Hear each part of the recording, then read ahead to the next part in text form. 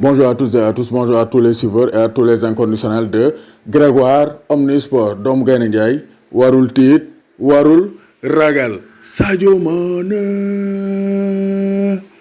Ballon d'Or. Jürgen Klopp est sorti pour dire que Van Dijk est le joueur qui mérite de gagner le Ballon d'Or cette saison. Mais Sadio Mané avait bien répondu. Donc Sadio Mané il avait dit un 20 octobre 2019 Mouné Van Dijk ne peut pas être devant. Donc Sadio Mané loolu la wax parce que dañ ko ne Messi a voté pour toi la nga xalaat ci loolu mu ne vraiment c'est un grand plaisir de voir Messi donc voter pour moi pour le FIFA The Best parce que Messi a mis Sadio Mané en première position. Ça montre que Messi, Lionel Messi, le meilleur joueur au monde, reconnaît le fait que Sadio Mané a réalisé une saison 2019 exceptionnelle. Nee na quand Messi vote pour vous, c'est un grand compliment.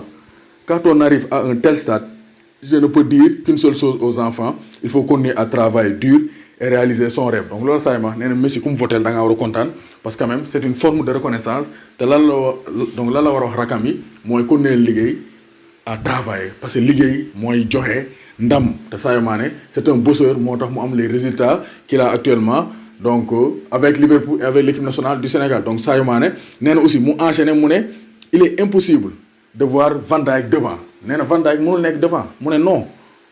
Il est possible que je lui rende la faveur un jour. Peut-être un jour, il peut voter pour Lionel Messi. Parce que Messi vote encore pour FIFA The Best.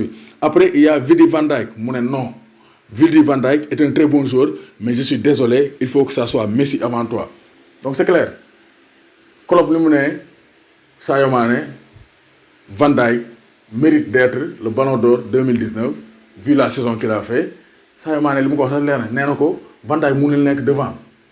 Messi sax mën naa nekk devant mais pas Van Dijk. Donc Klopp vraiment donc ta pensée donc n'est pas logique parce que quand même Sadio Mané a fait plus que Van Dijk, Sadio Mané a fait plus que Messi et il a eu l'humilité quand même de dire que Van Dijk ne peut pas être devant. Sadio Mané wax na ko dafa leer bu nga dugal Google bind Sadio Mané Van Dijk Messi dañ koy indil c'est googlable. Donc quand même Sadio Mané sax waxoon na ko Van Dijk ne peut pas être devant, Van Dijk ne peut pas être Ballon d'Or, c'est pas logique.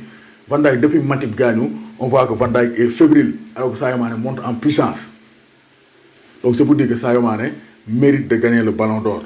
Messi votel na ko hasard ñëpp jébalu nañ donc vraiment Sadio Mané mooy xarañ Mané et il mérite le titre de roi, pas roi des arènes mais roi des footballeurs 2019 consacré par le Ballon d'Or France Football 2019. Donc Sadio Mané l'a bien dit. Van Dijk mënul nekk ci kanam à la limite Messi mais Van Dijk mënul nekk ci kanam mais Sadio Mané c'était une manière de dire que Sadio Mané sera le futur Ballon d'Or parce que Messi mi mu teg ci kanam moom la voté loon FIFA The Best bi. Donc Sadio Mané Ballon d'Or on y croit.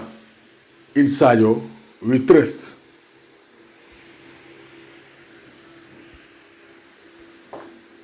N'oubliez pas de vous abonner, de leen abonner chaîne YouTube Grégoire, di aimer, di partager vidéo yi. Tam leen aussi compte Instagram Grégoire ngeen tapé Grégoire Omnisport sur Instagram ngeen abonné wu.